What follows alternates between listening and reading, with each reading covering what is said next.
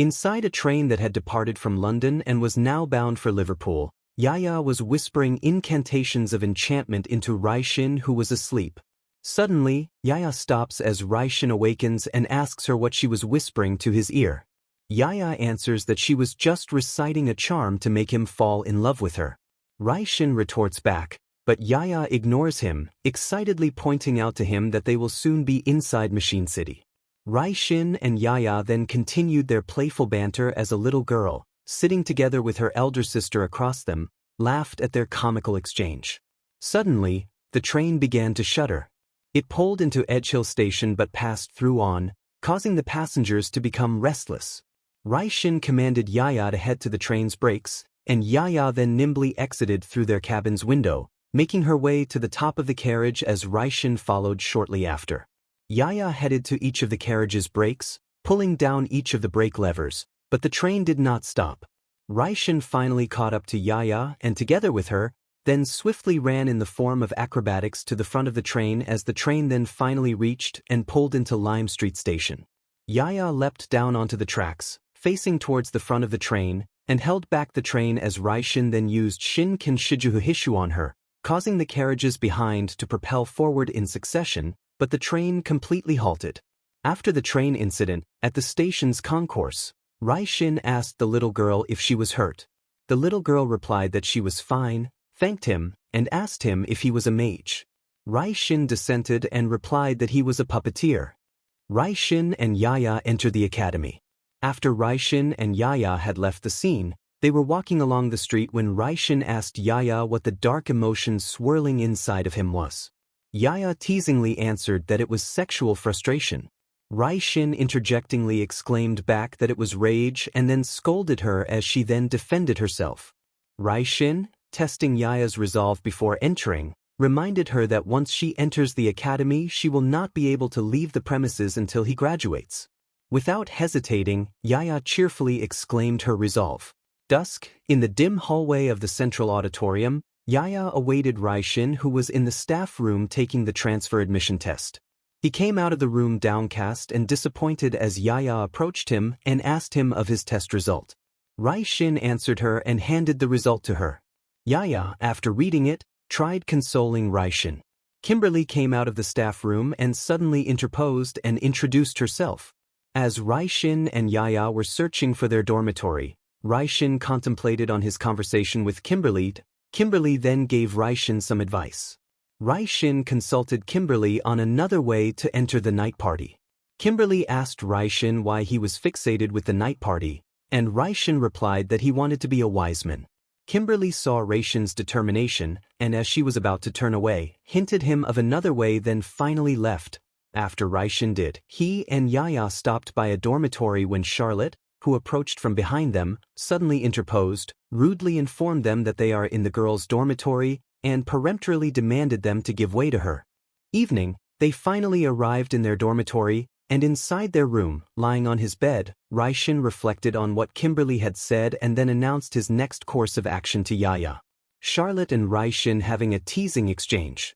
The next day, on Main Street, Charlotte was walking along the street having her usual banter with Sigmund, who was resting on her shoulder. Suddenly, Raishin interposed, greeting Charlotte, and then recited her profile. Charlotte then asked Raishin what he wanted from her, and Raishin then challengingly answered her. At the battlefield, seated on the battlefield sitting area, the surrounding crowd of students buzzed about Raishin challenging Charlotte into a battle. Charlotte then acknowledged Raishin's determination, accepted his challenge, and then commanded Sigmund. At that instant, Sigmund transformed into his huge original form. Charlotte then commanded him to launch Luster Cannon, hitting the harpy on her wing. A golem next attacked, swinging its fist on Sigmund, causing Charlotte to be flung away. The golem then attacked again, swinging its fist on Sigmund, but Yaya blocked it before it hit him as Raishin then caught Charlotte. The attackers, a group of students, finally appeared from the mist. The group's leader then argued with Raishin, and as the group's leader and Raishin were, a witch ambushed attacked Raishin, but Yaya covered him, both appearing completely unharmed. Raishin then used Kuin Jiniketsu on Yaya. Yaya burst towards the witch and thrust her fist onto her. Raishin then dashed into the group's automata's midst as Yaya followed after, and together with her, attacked them. As they were, Charlotte instructed Sigmund to rise and commanded him to launch Luster Flare. The group's automata were caught up in the blast, each being hit in different parts of their bodies. Charlotte then asked Raishin for his name, and Raishin complied. Charlotte was about to continue her fight with Raishin, but Raishin declined her, threw a smoke bomb, and ran off, along with Yaya, a considerable distance away from her. Past midnight, in a grove of trees hidden from any sight at the outskirts of a garden inside the campus, a figure devoured messily an automaton with great gusto. Inside the cafeteria, Charlotte jumped out from the window that Raishin had Yaya broken and headed towards the street as Sigmund followed after. On the street was Raishin, together with Yaya, confronting Magnus. Kamakiri and Hataru stepped in front of Magnus in a protective measure, and as they did, Hataru's cloth mask fluttered, enabling Raishin to see her excessively resemble Nadeshiko. Suddenly, a horrific sight flashed before Raishin's eyes. The scene was ablaze and Raishin was searching for Nadeshiko, repeatedly calling out to her. As he entered a room, he was dazed to see the piled corpses of his relatives and their automata. Amidst the room was an altar, and near the altar was the dead body of Raishin's father, and on top of it was the dead body of Nadeshiko. As Raishin was lost in his thought, Magnus started to leave, but Raishin intercepted. Magnus then asked Raishin who he was, and Raishin answered that he traveled half around the world for him. Magnus replied that he had mistaken him for someone else. Raishin apathetically answered back and then sharply announced that he wanted to give him something. In a split second, Kamakiri warped the rest of the squadron, and together with them, surrounded Raishin, holding their weapons against his throat, surprising Charlotte and Yaya. Raishin clarified that he only wanted to give Magnus a token for their new acquaintanceship, and Magnus' squadron withdrew. Hataru took the small bottle from Raishin and gave it to Magnus. Inside the bathroom of Raishin's room in the Tortoise dormitory, as Raishin was taking a shower, he was still downcast at his realization as Yaya quietly concernedly listened behind the Japanese screen. At the hallway of the Faculty of Science, Felix was awaiting Raishin. Felix then asked Raishin to work with him, but Raishin swiftly refused and started to leave. Felix intercepted, offering him an entry as a deal, catching Raishin's attention, and remarked for them to discuss about it after school. Inside a lecture hall in the Faculty of Science, amidst Kimberly's lecture, Raishin contemplated on Felix's proposal. After the students left the lecture room as well, Charlotte noticed through a window Raishin's meeting with Felix. Sigmund suddenly interposed, asking Charlotte if she was interested with Raishin, but Charlotte misunderstood Sigmund to be referring to Felix and flusteringly defensively declined. Sigmund then clarified that he was referring to Raishin, gave his impression of him, and pointed out his character, making Charlotte realize his point. Inside the disciplinary committee chairman's office, Raishin and Felix discussed about Felix's proposal. Suddenly, Lisette burst into the office, calling out to Felix. She noticed Raishin and apologized for her sudden intrusion. She introduced herself to him and then reported to Felix that there is another case of devoured automaton. Behind the technical vocational building, Charlotte, with Sigmund resting on top of her left shoulder, was onlooking the scene when Raishin, Felix, Lisette, and Yaya arrived. Raishin observing Morning Star Wielder's dead body. Raishin entered it as well, and after seeing the dead body of the devoured automaton, then gave his observations about it, which Felix confirmed. He then inquired about its identity, and Lisette answered that it might be Morning Star Wielder. Raishin assented as he recognized the markings of the iron ball that crushed the legs of the devoured automaton, although found it peculiar that its legs were crushed by its own weapon. As Felix looked upon Charlotte, Charlotte suddenly turned away. Raishin tried stopping Charlotte, but Charlotte dismissed him and left. Felix intervened and asked Raishin if he was finally going to accept his proposal. Raishin assented but that he will do it in his own way and left as Yaya followed after. Lisette bid Felix her dismissal and then followed after Raishin, intercepted him, and asked him if she could talk with him privately. Raishin then ordered Yaya to return first to the Tortoise dormitory, and Yaya begrudgingly did.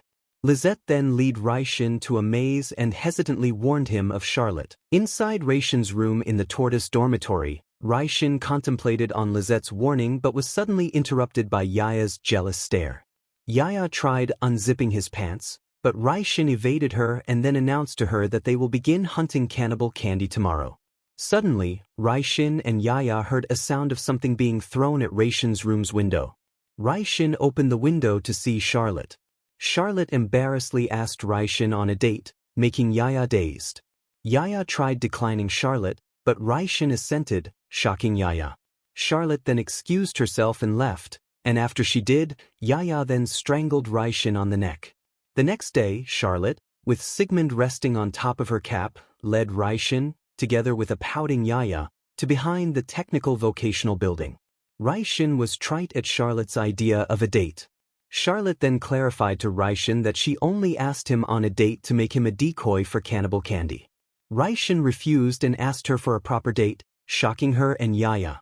Raishin pointed an argument, making Charlotte assent. In the city, Raishin and Charlotte strolled around the city. Dusk, at the rooftop of the Liverpool Cathedral, Charlotte remarked that she wanted to return to the academy as she was beginning to feel hungry. Raishin then decided for them to eat in a restaurant instead and that he will treat her. As they walked back to the academy, Raishin thanked Charlotte for helping him decide and choose the present he had just bought. As Raishin and Charlotte were about to enter the academy, Charlotte unexpectedly remarked that she finally somehow understood his reason for targeting her for her entry as she knocked on the door of the academy gates. As the doors of the academy gates opened, Raishin and Charlotte suddenly noticed a commotion happening inside the academy. Raishin was apprehended that Yaya might have been victimized by cannibal candy and swiftly dashed towards the scene as Charlotte called out to Raishin. As Raishin continued swiftly dashing to the scene, he apprehended that Yaya might have been victimized by cannibal candy, and as he arrived at it, Felix noticed Raishin and informed him that cannibal candy devoured another automaton just as Charlotte arrived as well and looked on. Felix indicated Raishin to the dead body of the devoured automaton and then shifted his attention to Charlotte and asked her if she went out of the academy, to which she assented. As Raishin saw the dead body of the devoured automaton, with its puppeteer mourning by it, he concluded that it was not Yaya and recognized it as the Undine. Upon seeing it as well, Charlotte became indignant and impatiently turned away. Felix intercepted Charlotte, remarked that she seemed to be investigating the cannibal candy case as well and advised her that she should stop it and just leave it to the disciplinary committee. As he covertly faintly smirked, he then informed her that he will withdraw from courting her as she had already chosen Raishin and dejectedly turned away as Charlotte tried vindicating herself, but Felix ignored Charlotte and dejectedly walked away as he excused himself and remarked that he does not want to see her for a while, making her aghast and run away. Raishin angrily grabbed onto Felix by his cloak, but Felix appeased him, explained that the reason for his harsh conduct towards Charlotte was to stop her from risking herself to danger and assured him that he will make amends with her after the cannibal candy case was managed. Raishin then returned to the tortoise dormitory, and as he entered his room, Yaya peculiarly cheerfully greeted Raishin and led him to the dinner she had just made, making him doubt it as cooking in the dormitory was impossible. She then began serving him the dinner of empty lacquerware, making Raishin ask Yaya what was wrong with her, to which Yaya dissented. Raishin perceived that Yaya was having a malfunction in her thinking process and tightly hugged her as he apologized to her, making her weep and return to her usual self. He appeased her and then took the package he had just bought and brought out a pair of boots from it, which he presented to her as he explained to her the reason why he bought it. Raishin helped Yaya put it on, making Yaya cry in happiness and after, exuberant, and then explained to her that the reason why he went out on a date with Charlotte was that he wanted to clear his suspicion of her possibly being cannibal candy, as in the meanwhile, Shuko and Irori, where with hidden presences, arrived in the academy and made their way to the tortoise dormitory. As Raishin and Yaya discussed about cannibal candy's mode of operation's sudden queer change, Raishin was able to grasp that Charlotte was being incriminated by cannibal candy. Suddenly, the call bell for a telephone call rang. Raishin, together with Yaya, then went down to the lobby and answered the call. On the other side of the line was Lisette, who informed Raishin that she was looking for Charlotte and apathetically asked him if she might be in the tortoise dormitory, though immediately concluded that she was mistaken and scoffed at him as she hung up on him. Raishin became worried about Charlotte and, together with Yaya, then was about to leave the dormitory, but as he exited it he abruptly halted upon seeing Shuko, who was in front of him, and greeted him, surprising him. Shuko greeted Yaya on her being fine, to which Yaya assented, but Irori suddenly interjected, reproving Yaya from behind her, making her surprised to see her present as well.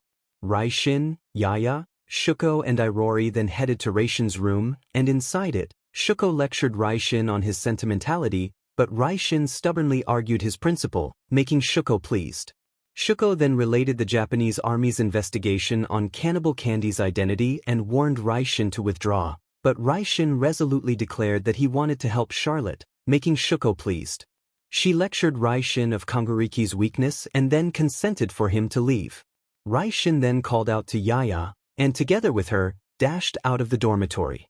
After Raishin and Yaya left, anxious, Irori asked Shuko if she was certain with allowing Raishin and Yaya to leave, and Shuko assured Irori. Irori then asked Shuko if Raishin will be alright, and Shuko assured Irori, stating Raishin's capabilities. 2 years ago, evening, snowing, amidst of the Akabane clan's burnt estates debris, Raishin, macabre and undressed to his waist, intensely rivetingly and forcibly used Kuyakujin to make a wooden doll move, making him exhausted and collapse on his left onto the ground. However, the wooden doll only staggeringly moved a little. Shuko, together with Yaya, who was holding an umbrella for her, accosted Raishin, making Raishin ask Shuko who she was. Raishin and Yaya learn about Charlotte's past from Sigmund. Charlotte's family was distinguished for making automatons, but the family was stripped of everything when the young Prince of Wales was injured by one of her automata. Thus Charlotte attends school on a scholarship and is saving up to buy back the Eve's hearts from her family's automata and hopes to be reunited with her family someday. Lisette is revealed to be Felix's automaton, Eliza, who is capable of absorbing magic abilities from automatons she devours. As she and Yaya fight, Eliza's body turns into mist, trapping Yaya within, but with Yaya's blood spilling on Eliza, the effectiveness of Eliza's attacks decreases as only one type of magic can be utilized at a time and she is destroyed. Following the battle, Raishin is honored and granted entry into the festival despite his poor grades, and Charlotte gives Raishin a pendant with defensive capabilities as a gift for clearing her name. Raishin and Yaya enter their dorm room and see Fry caught in a trap that she had set for Raishin. Later that day, Fry builds another trap by building a cage only to become trapped in it herself. Her brother Loki arrives to warn Raishin that puppeteers have taken notice of him for beating Felix and Eliza and that it would be in his best interest to withdraw from the festival. Raishin refuses. That night, Fry sneaks into Raishin's bed in another assassination attempt, but falls asleep instead. The next day, Charlotte informs Raishin about Divine Works, the shady automaton manufacturer that sponsors Loki and Fry and obtains magic circuit patents through bribery. Frey's automaton rabbi goes rogue and attacks Raishin and is knocked unconscious by a stun grenade. Raishin brings Kamurasaki with him on a reconnaissance mission to the orphanage Loki and Fry grew up in. As they wait, Yaya and Sigmund discuss what being human is all about and Yaya is suddenly attacked. Yaya regains consciousness after being badly damaged by the attack, but is in need of repairs by an expert puppet maker. At the orphanage, Raishin and Kamurasaki meet Yomi, the prototype automaton of the Garm series that is about to be disposed of. Yomi shows them around the orphanage and they learn about Frey's background. They end up in a lab where illegal experiments on humans take place when the alarm sounds. Raishin, Kamurasaki, and Yomi are pursued by the guards through the sewers and Yomi tells them that if Fry loses during the festival, the Garm series of automata will be disposed of and be replaced by the Angel series. Critically wounded after protecting Raishin from gunfire, Yomi sacrifices herself to allow Raishin and Kamurasaki to escape. Raishin meets up with Shoko in his room and she orders him to remove Rabbi's magic circuit. The Walpurgis Night Festival begins with Raishin battling Loki instead of Fry. Raishin is severely wounded after taking the hit from Cherubim, in sword form, to protect Yaya. With Raishin lying unconscious, Loki, realizing that Yaya would fight back aggressively, walks away and opts not to take his glove. Loki is scorned by Bronson for dropping his rank from 7 to 99 to keep Fry out of the fight. Raishin wakes up in the infirmary as the attack missed his vitals. Outside the infirmary, Loki and Fry fight each other. Rabbi goes berserk and starts draining Frey's blood and absorbing its magical power. Just before Rabbi hurts Loki, Raishin intervenes and the two of them stop Rabbi. Raishin learns that Fry is a synthetic white medium, a child with great magic levels due to artificial installation of a magical circuit in her heart. Raishin and Yaya return to the orphanage only to find the Garm automata have already been scrapped. They are ambushed and Loki arrives on the scene. Kimberly brings Fry and Charlotte to the orphanage to observe the fight. Raishin and Loki battle Bronson's automaton, Lucifer, the latest model of the angel automata, who overwhelms Yaya and Cherubim. Bronson explains that he brought Fry and Loki from America to be test subjects for his experiments for the progress of mankind. By working together, Yaya and Cherubim destroy Lucifer as Cherubim engages him in direct combat while Yaya uses explosives hidden in her sleeves to disable his jet circuit. Bronson is about to shoot Raishin and Loki, who have both collapsed from injuries, when Kimberly brings the Crusaders in to arrest Bronson for experimenting on children. Raishin and Loki are brought to the infirmary where Yaya, intent on treating Raishin herself, stirs up trouble. Raishin notices a girl falling from the roof and Yaya saves her, while Charlotte and Sigmund destroy the Academy's clock tower. The girl whom Yaya saved is Charlotte's younger sister, Henriette, who has made several suicide attempts. Realizing that the attack on the clock tower contradicts Charlotte's nature, Raishin goes searching for her. Cedric sends Charlotte to see Raishin with a warning for him to stay away from Henriette. Fry locates Henriette with her automata just before she hangs herself. That night, Raishin is ready to face the 87th ranked puppeteer who does not show up. Henriette makes another suicide attempt but is stopped by Charlotte. Raishin learns from Kimberly that the Academy's headmaster Rutherford is being targeted and he deduces that the King's Fort family is involved. The next day, Raishin spots Rutherford by the ruins of the clock tower and sends Yaya to contact Shoko. He sees Henriette headed towards the ruins and when Sigmund unleashes a luster cannon attack, the ground underneath their feet collapses, causing Raishin and Henriette to fall. Yaya attempts to follow Raishin, but is stopped by Kimberly who warns her that she is being watched. Shin escorts Charlotte back to Cedric, who lashes out at Charlotte for the roundabout approach of her assassination attempt. Raishin and Henriette navigate underground and while resting, they find common ground as both were considered to be inferior siblings. They later encounter Magnus and one of his automata who resembles Nadeshiko, as well as Rutherford. Shin attacks Raishin but Magnus' automaton intervenes and forces Shin to retreat. Back on the surface, Raishin is reunited with Yaya. Back in the dorm, Raishin tells Yaya that his late parents had arranged for a marriage for him. That night, Raishin's opponent for the festival fails to show up for the third straight night and he devises a plan to draw out the conspirators by kidnapping Henriette. Cedric orders Shin to retrieve Henriette and kill Raishin, while Cedric tortures Charlotte as a way to satisfy Felix. Shin approaches Raishin and engages him in battle. Shin wounds Raishin but retreats due to the unexpected appearance of Loki and Fry. Back at the infirmary, Henriette tells Raishin that she is at fault for letting the automaton that attacked the Prince of Wales go rogue and also tells him that she had been trying to kill herself so that Charlotte would not be burdened with her life. Meanwhile, Sigmund begs Charlotte to stop the assassination and Raishin arrives to tell her that killing Rutherford will make her dream of restoring her family's status impossible. Unable to see things Raishin's way, Sigmund and Yaya fight. Raishin knocks Charlotte off Sigmund and finally convinces her to stop the assassination. Shin appears and calls himself a divine being called a machine doll for being able to operate without a puppeteer supplying magic. Shoko recalls the past when she gave Raishin a new lease on life on the condition that he kill Tenzin or else she would use his body parts to build an automaton. Before Raishin fights Shin, Charlotte tells Fry the truth about her situation to keep Raishin from putting himself in danger.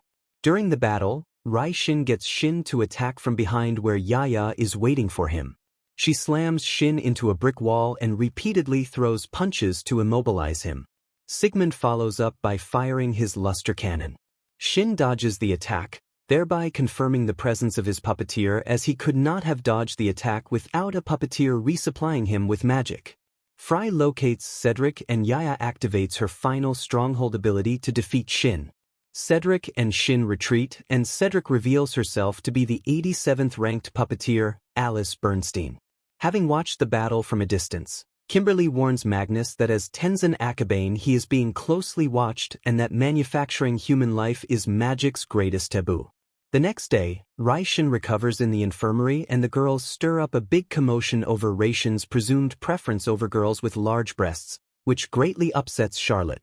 Kimberly drops by to inform Raishin that the clock tower will be rebuilt using the Baloo family fortune that was confiscated and frozen following the incident and that Henriette's enrollment has been voided but that she will remain at the academy as Cruel's lab assistant. After everybody but Yaya leaves, Yaya expresses her concern about having to face her friends, but Raishin maintains his optimism, which Yaya interprets as a declaration of love.